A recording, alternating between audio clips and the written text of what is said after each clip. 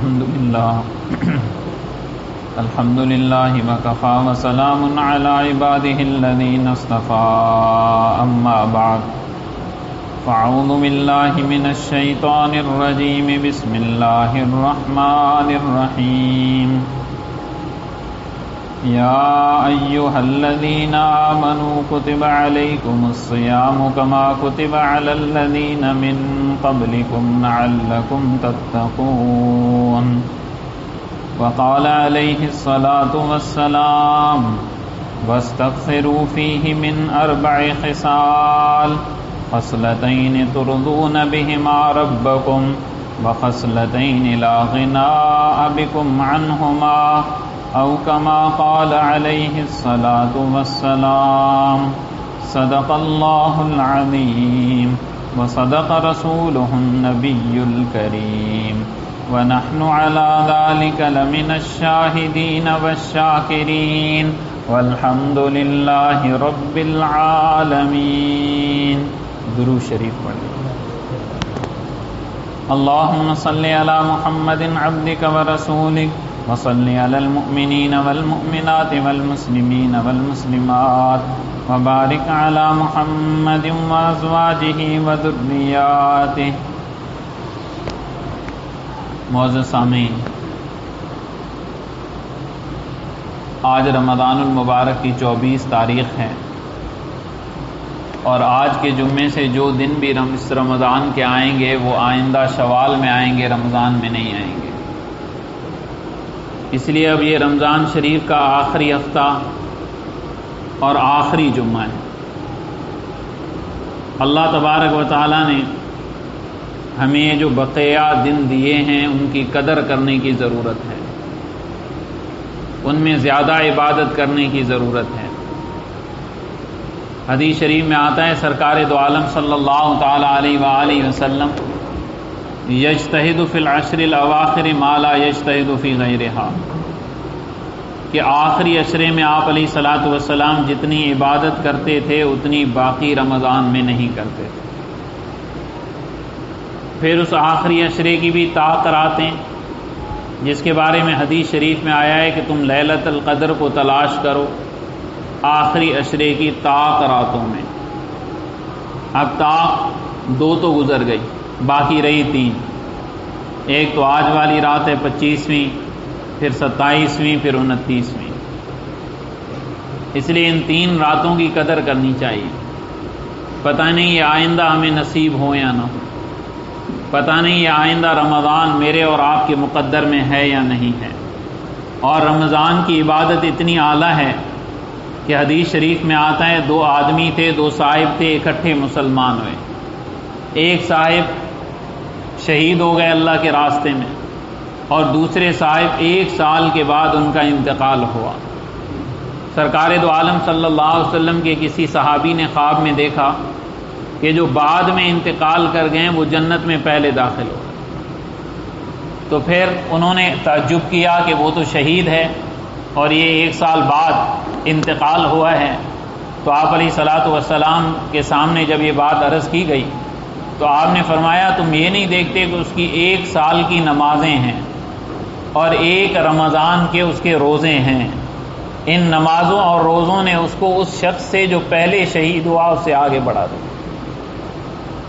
ہمارے حضرت کے مرشد صوفی سرور صاحب رحمہ اللہ تعالی، ہمارے حضرت سے میں نے سنا کہ صوفی صاحب کے ایک رشتہ دار تھے، وہ اپنی دکان پر بیٹھے ہوئے تھے کہ انہیں کسی نے آ کر گولی مار کر شہید کر دیا. بڑے نیک صالح انسان تھے. تو ان کو کسی اللہ والے نے خواب میں دیکھا، پوچھا بھئی کیا معاملہ ہوا؟ کہا اللہ تبارک و تعالیٰ نے میری مغفرت فرما دی، البتہ اس بات کی حسرت ہے کہ مجھے وقت کم ملا، میں زیادہ نیکی نہیں کر سکتا، وقت مجھے کم ملا. اس لیے فرمایا کہ جس کو اللہ تبارک و تعالیٰ بڑی عمر دیں نیکی میں استعمال ہونے والی، اس شخص پر اللہ کی بڑی رحمت ہے. عمر بھی بڑی ہو اور استعمال بھی نیکی میں ہو، اللہ کو راضی کرنے میں ہو، فرمایا اس پر اللہ کی بڑی نعمت ہے. اس لیے اسلام نے موت کی دعا کرنے کو ناپسند کیا ہے کہ انسان موت کی دعا کرے کہ جی میں مر جاؤں. اس کو اسلام نے ناپسند کیا ہے، پسندیدہ نہیں ہے.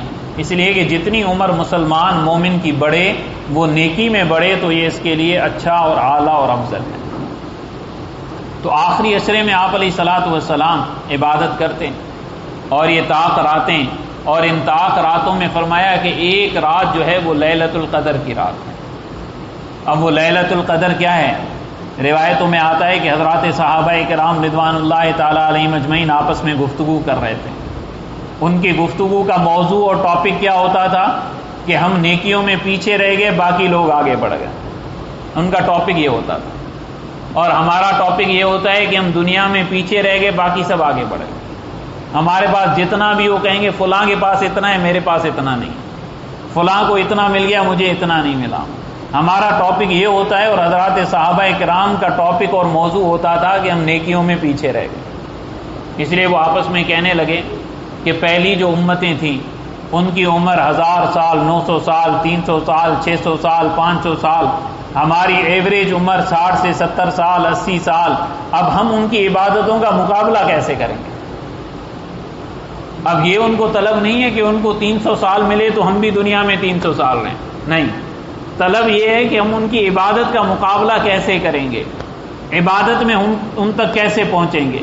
تو اتنے میں اللہ تبارک و تعالیٰ نے صحابہ کرام رضوان اللہ تعالیٰ علیہم اجمعین کی فکر کی بنیاد پر اللہ نے ہمیں لیلۃ القدر عطا فرمائی۔ یہ بھی حضرات صحابہ کرام کی برکت ہے کہ ان کی برکت سے مجھے اور آپ کو اتنی عظیم الشان رات مل گئی، اور اللہ نے خود فرمایا دیا لیلۃ القدر خیر من الف شہر، 1000 مہینوں سے بہتر ہے یہ ایک رات لیلۃ القدر کی۔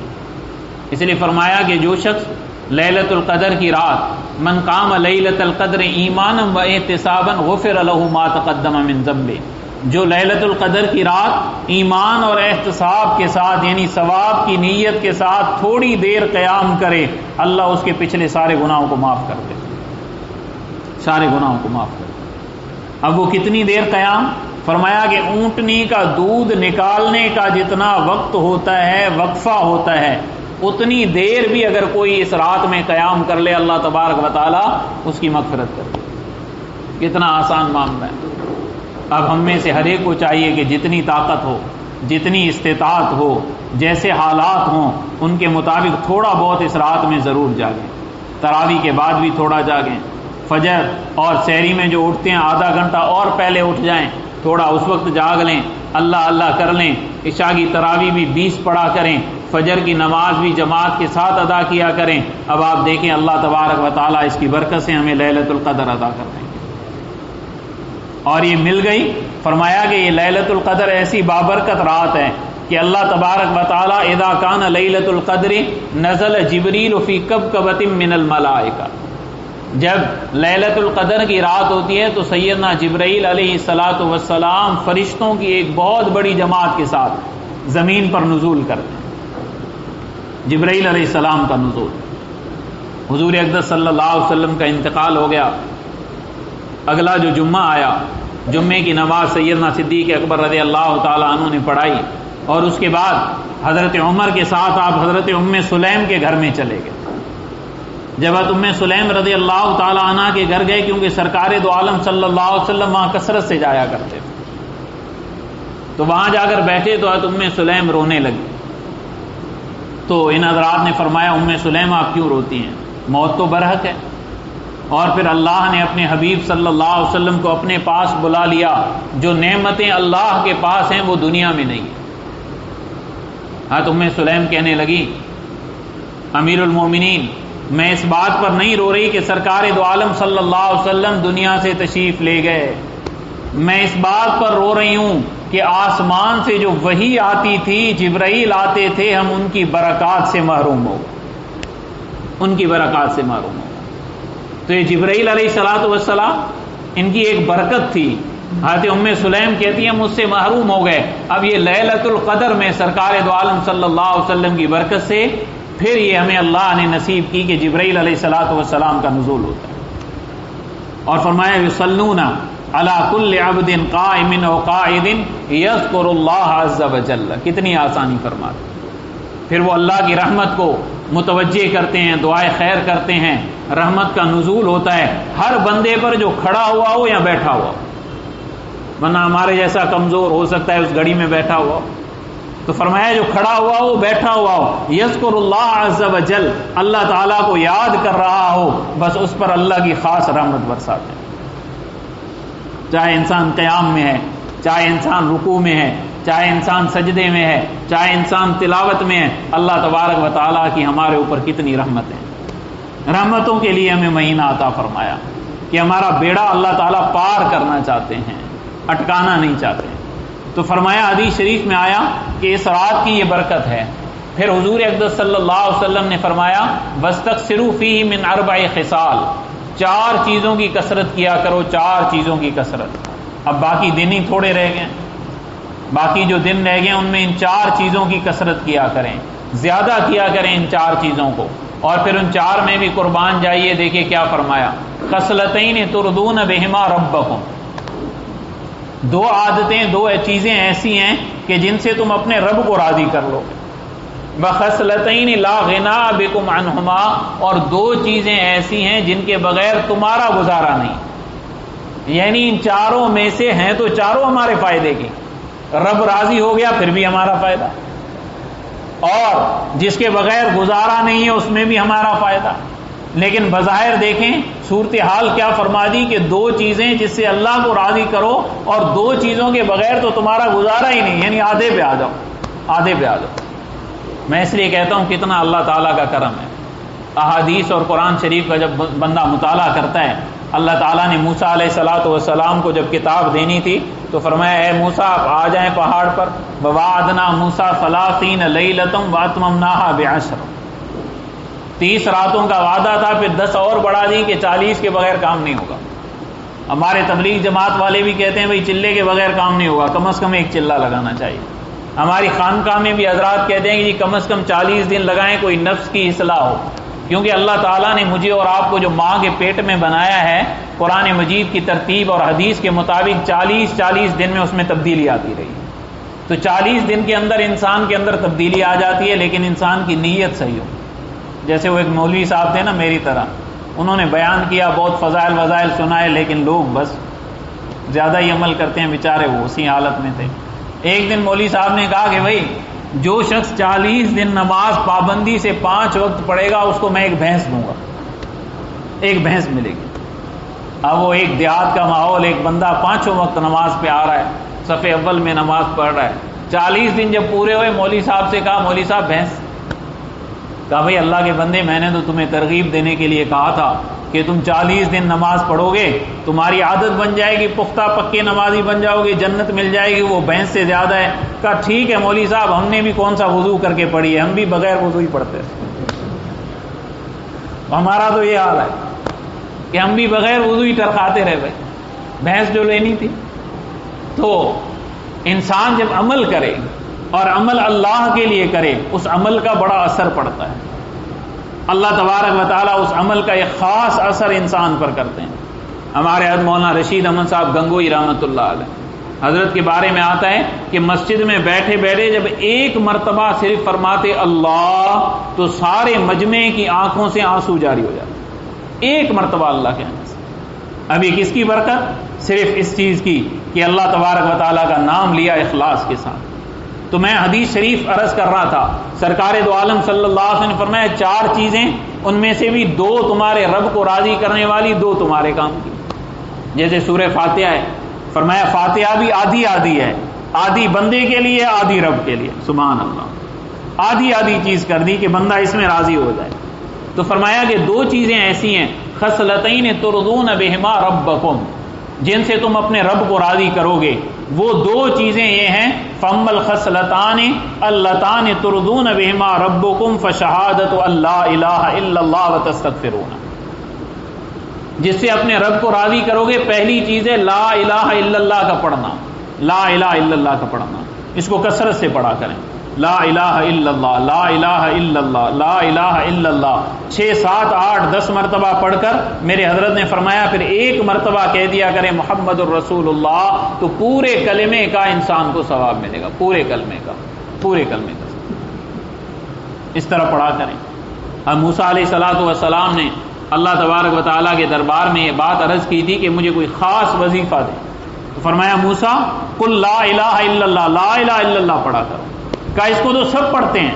فرمایا بھلے سب پڑھیں، لیکن یہ خاص ایسی چیز ہے کہ اگر ساری دنیا کی چیزیں، دنیا ترازو کے ایک پلڑے میں رکھی جائے قیامت کے دن اور لا الہ الا اللہ دوسرے میں رکھی جائے تو یہ جھک جائے۔ اور حدیث میں بھی آتا ہے، حضور اقدس صلی اللہ علیہ وسلم فرمایا قیامت کے دن ایک شخص آئے گا، اللہ تبارک و تعالیٰ اس شخص کو بلائیں گے، فرمایا اس کے گناہ اتنے ہوں گے پہاڑوں جتنے، انبار اس کے گناہوں کے ہوں گے، اور ترازو کی جو گناہ والا پلڑا ہے اس میں جو رکھیں گے تو نیکیوں والا تو بالکل اوپر اٹھ جائے گا، کیونکہ سارا وزن اس میں ہوگا۔ اب فرشتوں سے کہا جائے گا ڈھونڈو اس کی کوئی نیکی بھی ہے، کوئی اس کی بھلائی بھی ہے، تو فرمایا ایک چھوٹا سا پرچہ آئے گا جس پر اس کی ایک نیکی لکھی ہوگی، وہ کہیں گے یہ ایک اس کی نیکی ہے، یہ نیکیوں والے پلڑے میں ڈالتے ہیں۔ اب وہ بندہ سوچے گا جہاں اتنے انبار ہیں گناہوں کے، وہاں یہ ایک چھوٹی سی نیکی کیا کرے گی، یہ کیا اثر ڈالے گی؟ لیکن جب وہ ٹکڑا اس پلڑے میں ڈالا جائے گا، فرمایا سرکار دو عالم صلی اللہ علیہ وسلم نے، نیکیوں والا پلڑا نیچے جھک جائے گا، گناہوں والا اٹھ جائے گا، وزن زیادہ ہو جائے گا۔ جب دیکھا جائے گا اس پر کیا لکھا ہوا ہے، لا الہ الا اللہ محمد الرسول اللہ صلی اللہ علیہ وسلم، اخلاص کے ساتھ حضور پر کلمہ پڑھنا۔ یہ کتنی بڑی نعمت ہے، ہمیں تو اس کی قدر نہیں ہے نا، اس لیے کہ ہم کہتے ہیں ایک ہے آپ کمائی، ایک ہے باپ کمائی، تو یہ تو گود میں مل گیا نا، باپ کمائی ہے، اس لیے اس کی قدر ہی نہیں کہ ایمان کیا چیز ہے، اسلام کیا چیز ہے۔ یہ تو حضرات صحابہ کرام سے پوچھیں جنہوں نے قربانیاں دی، سب کچھ چھوڑ دیا ایک کلمے کی وجہ سے۔ تو فرمایا پہلا کام فشہادت اللہ الہ الا اللہ، یہ پڑھا کرو، لا الہ الا اللہ کی کثرت کیا کرو۔ اور دوسرا فرمایا وتستغفرون، اپنے رب سے اپنے گناہوں کی معافی مانگا کرو، بار بار خدا سے معافی مانگو۔ میں یہاں عرض کرتا رہتا ہوں، اور جہاں حاضری ہوتی ہے جلسوں میں وہاں بھی ختم قرآن پہ بھی عرض کرتا ہوں، دیکھیں جب قیامت کا دن ہوگا نا، ہم اللہ کی دربار میں ہوں گے، اللہ فرمائیں گے یہ کیا جی، یہ کیا یہ کیا، بھئی کیوں کیا؟ اب کیوں کا تو جواب ہے نہیں، بس وہاں بھی یہی کہنا پڑے گا جیسے ہم سندھی میں کہتے ہیں ہاتھ باندھنے پڑیں گے کہ جی معاف کر دیں، ہتھا بدوں، لیکن وہاں ہاتھ باندھنے سے کام نہیں چلے گا، کیونکہ وہ دار الجزا ہے، یہ دار العمل ہے، یہاں معافی مانگنے سے کام بن جائے گا۔ اس لیے فرمایا حضور اقدس صلی اللہ علیہ وسلم نے، ایک بندہ اللہ کے خوف سے اتنا روئے کہ اس کی آنکھ میں مکھی کے سر جتنا آنسو آ جائے، مکھی کے سر جتنا، وہ باہر بھی نہیں نکلے گا، ادھر ہی چھپ جائے گا، فرمایا اتنا آنسو آ جائے اللہ اس کی جہنم میں جو جگہ ہے اس آگ کو بجھا دیتے ہیں، اتنے آنسو کی برکت سے۔ اور دوسری روایت میں فرمایا اہل جہنم جب جہنم میں جائیں گے وہ اتنا روئیں گے کہ ان کے رونے کے آنسوؤں کی وجہ سے جہنم میں کشتیاں جلائی جائیں گی، لیکن پھر بھی وہ کشتیاں کسی کام نہیں آئیں گی، اتنے بڑے آنسو بھی کام نہیں آئیں گے، کیونکہ یہاں یہ دار العمل ہے، تو یہاں عمل کر لیں، یہاں معافی مانگ لیں۔ تو فرمایا دوسرا کام کیا ہے، وتستغفرون، اور باقی دو چیزیں جو تمہارا جس کے بغیر گزارا ہی نہیں ہے، وہ کیا ہے، فَتَسْأَلُونَ اللَّهَ الْجَنَّةَ وَتَعُوذُونَ بِهِ مِنَ النَّارِ، اللہ سے جنت کا سوال کیا کرو، جہنم سے پناہ مانگا کرو، جنت کا سوال کیا کرو خدا سے۔ اللہم انا نسألک رضاک والجنہ، اے اللہ ہم آپ سے آپ کی رضامندی اور جنت کا سوال کرتے ہیں، وَنَعُوذُ بِکَ مِن سَخَطِکَ وَالنَّارِ، اور آپ سے آپ کی ناراضگی اور جہنم سے پناہ مانگتے ہیں، یہ سوال کیا کریں۔ تو یہ چار چیزوں کی کثرت کیا کریں۔ اور اب چونکہ آئندہ جمعہ عید ہوگی بظاہر، یا جمعرات ہوگی جیسے اللہ تبارک و تعالیٰ کو منظور ہوا، اب عید کی راتیں بھی یہ ضائع کرنے کی نہیں ہے، اس کو کہا جاتا ہے لیلۃ الجائزہ، انعام کی رات۔ حدیث شریف میں آتا ہے حضور اقدس صلی اللہ علیہ وسلم نے فرمایا یغفر لامتہ من آخر لیلۃ من رمضان، رمضان کی آخری رات میں میری امت کی مغفرت کر دی جاتی ہے۔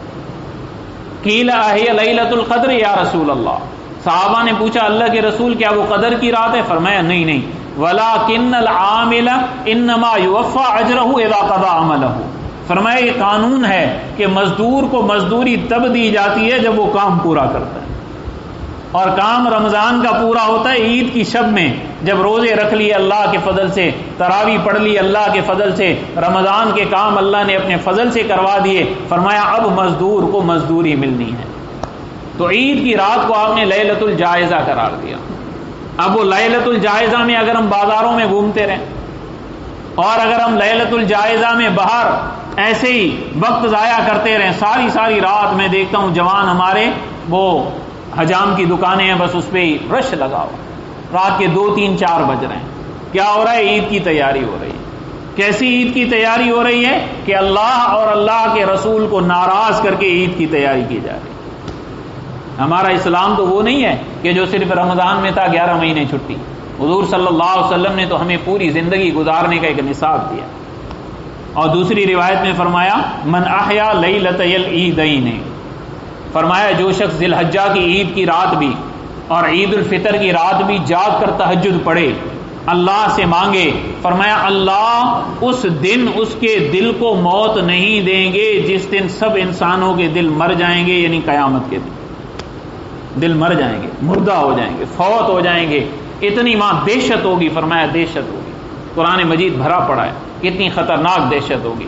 اس دن بھی اللہ تبارک و تعالیٰ اس دل کو زندہ رکھیں گے، من احیا لیلۃ العیدین، جو عیدین کی رات جاگ کر اپنے رب کی عبادت کرے۔ اور حضرت معاذ بن جبل رضی اللہ تعالیٰ عنہ کی روایت ہے، فرمایا کہ سرکار دو عالم صلی اللہ علیہ وسلم نے فرمایا جو عیدین کی رات عبادت کرے، جو 15ویں شعبان کی رات عبادت کرے، جو 8 اور 9 ذی الحجہ عبادت کرے، ان 5 راتوں میں عبادت کرنے والے کے لیے اللہ تعالیٰ جنت کو واجب کر دیتے، واجب ہو جاتی ہے جنت ان 5 راتوں میں عبادت کرنے والے کے۔ اب آپ دیکھیں کتنی سہولت ہے۔ عادت تو ویسے ہی بنی ہوئی ہے یا نہیں؟ رات کو 3 ساڑھے 3 بجے عید کی رات بھی آنکھ کھل جاتی ہے اور بھوک بھی لگتی ہے۔ بندہ نماز فجر کے لیے جا رہا ہوتا ہے، اچھی خاصی بھوک لگ رہی ہوتی ہے، کیونکہ ایک عادت ہے، پورا رمضان اس وقت سحری کی ہے، بھوک بھی لگ رہی ہوتی ہے، اٹھتا بھی ہے بندہ، آنکھ بھی کھلتی ہے، اب بندہ اللہ اللہ کر لے، اپنے اللہ کو راضی کر لے۔ حضور اقدس صلی اللہ علیہ وسلم حضرت عائشہ صدیقہ رضی اللہ تعالی عنہ کے گھر آئے اور آپ کے بستر میں آپ کے ساتھ لیٹ گئے۔ تھوڑی دیر لیٹنے کے بعد فرمایا اے عائشہ مجھے چھوڑو، میں اٹھ کر اپنے رب کی عبادت کروں۔ کیسا پیارا جملہ، اٹھ کر میں اپنے رب کی عبادت کروں۔ تو اٹھ کر ہم بھی اپنے رب کی عبادت کریں۔ یہ 5-6 دن رہ گئے ہیں، اس میں کوشش کریں، اور عید کے دن نماز عید پر جانے سے پہلے صدقۃ الفطر ادا کر دیں۔ صدقۃ الفطر گندم کے اعتبار سے 100 روپیہ ہے ایک فرد کا، 100 روپیہ ایک فرد کا، اور کھجور کے اعتبار سے دیں تو 3.5 سیر درمیانی کھجور کی قیمت، کشمش کے اعتبار سے دیں تو بھی 3.5 سیر کشمش کی قیمت، کیونکہ یہ صدقۃ الفطر جو ہے انسان کے سر کا صدقہ ہے۔ اب آپ دیکھیں آپ کا سر 100 روپے کا ہے جی، 100 روپے کا ہے، اس کی تو کوئی قیمت ہی نہیں مولوی صاحب، اس کی تو کوئی قیمت ہی نہیں، ایسے ہی کہتے ہیں اس کی کوئی قیمت ہی نہیں۔ چپل پہنتے ہم اتنی مہنگی، اس لیے صدقہ بھی اللہ کی راہ میں اچھا دیں، اللہ کو دے رہے ہیں، اللہ کو دے رہے ہیں، اچھی چیز اللہ کو دے دیں۔ حضرت ابوذر غفاری رضی اللہ تعالیٰ عنہ کا مشہور واقعہ بہت ہی مختصر کرتا ہوں۔ ایک آدمی نے کہا جی میں آ کر رہنا چاہتا ہوں، مشہور واقعہ آپ کے ذہن میں ہوگا، تو فرمایا ہاں میرے ساتھ رہ لو، لیکن اس وعدے کے ساتھ رہو کہ جو میں کہوں گا وہ کرنا پڑے گا۔ کہا جی ٹھیک ہے۔ کہا اب جب میں تمہیں کہوں کہ میرے مال میں سے ایک عمدہ جانور اللہ کے راستے میں قربان کر لو، ذبح کر لو، تو سب سے جو عمدہ ہو وہ کرنا، مشہور روایت ہے، سب سے جو عمدہ ہو وہ کرنا، اس کی خلاف ورزی نہیں کرنا، کیونکہ میں اپنے اللہ کو دے رہا ہوں۔ اس لیے دوسرے قرآن مجید نے فرمایا لن تنالوا البر حتى تنفقوا مما تحبون اور وما تنفقوا من شيء فإن الله به علیم۔ تم نیکی کے درجے تک نہیں پہنچ سکتے جب تک اللہ کی راہ میں وہ چیز خرچ کرو جو تمہیں سب سے زیادہ محبوب ہے، پھر پہنچو گے۔ تو محبوب چیز خرچ کرنی چاہیے، پیسہ ہمیں محبوب ہے، اللہ کی راہ میں دینا چاہیے، اور اس یقین کے ساتھ دینا چاہیے کہ قیامت کے دن میں اپنے رب سے اس کا بدلہ لوں گا۔ ہمارے حضرت سبق پڑھا رہے تھے، تپائی رکھی ہوئی تھی سامنے، ڈیسک رکھا ہوئی تھی اور حدیث شریف کی کتاب رکھی ہوئی تھی۔ اچانک ایسے جو حضرت نے ہاتھ رکھا تو ایک وہاں کچھ تنکا تھا جو لگ گیا اور خون بہنا شروع ہو گیا، ہاتھ سے خون بہا انگلی سے۔ تو فوراً فرمایا ہم تو اس پر اپنے رب سے اجر لیں گے، ہم تو اس پر اپنے رب سے اجر لیں گے، ہم تو اس پر اپنے رب سے اجر لیں گے۔ سبحان اللہ، اجر لیں گے، کیونکہ فرمایا عائشہ مومن کو جو بھی تکلیف پہنچے اس پہ بھی خدا اجر دیتا۔ تو جب ہم اللہ کے راہ میں خوش دلی سے دیں گے، اس نیت سے احتساب کہ اللہ سے ہم قیامت کے دن اس کا پورا پورا اجر لیں گے، تو اللہ تبارک و تعالی ہمیں عمل کی توفیق عطا فرمائے، رمضان کی بھی قدر کی توفیق عطا فرمائے، اور عیدین کی ویسی تیاری کی توفیق عطا فرمائے جیسی ہم سے اسلام چاہتا ہے۔ وآخر دعوانا ان الحمد للہ رب العالمین۔